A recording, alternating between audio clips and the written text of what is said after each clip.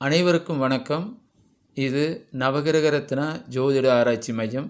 நான் உங்கள் ஜோதிடன் கா. ஐயப்பசாமி. இன்று ஒரு ஜோதிட தகவல் நிகழ்ச்சியில் நீங்கள் போன பிறவியில் பாவம் செய்தவர்களா என்பதை ஆராய்ந்து கொண்டிருக்கிறோம். போன பதிவுகளில் சூரியனை பற்றியும், சந்திரனை பற்றியும், செவ்வாயை பற்றியும், புதனை பற்றியும், குருவை பற்றியும் ஏற்கனவே ஆராய்ந்து விட்டோம்.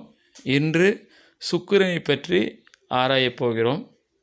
உங்கள் ஜாதகத்தில் சுக்கிரன் 6, 8, 12 மறைந்திருந்தாலோ, அஸ்தமன தோஷம் பெற்றிருந்தாலோ, வக்ரம் பெற்றிருந்தாலோ, பாதகஸ்தானத்தில் இருந்தாலோ, திதிசூனிய ராசிகள் இருந்தாலோ, கிரகண தோஷம் அடைந்திருந்தாலோ உங்கள் ஜாதகத்தில் சுக்கிரன் கெடுபலனை தர ஆரம்பிப்பார்.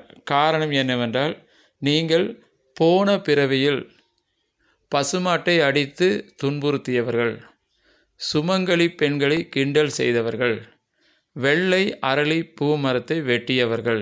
இதனால் சுக்கிரன் எதிரி.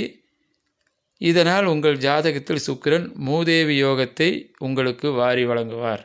இந்த தோஷம் நிவர்த்தி பெற நீங்கள் செய்ய வேண்டிய பரிகாரங்கள்: பசுமாட்டுக்கு வெள்ளிக்கிழமை தோறும் 6 வாரம் அருகம்பில், அகத்திக்கீரை, பழம் கொடுத்து வாருங்கள்.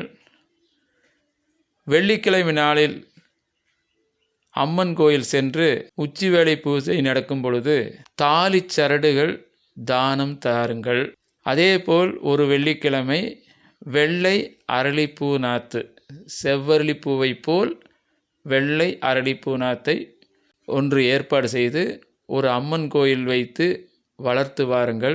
மகாலட்சுமி வழிபாட்டை சிறப்பாக செய்து வாருங்கள். உங்கள் ஜாதகத்தில் உள்ள சுக்கிரன் கெடுபலனை மறந்து நற்பலன் தர ஆரம்பிப்பார். நன்றி, வணக்கம்.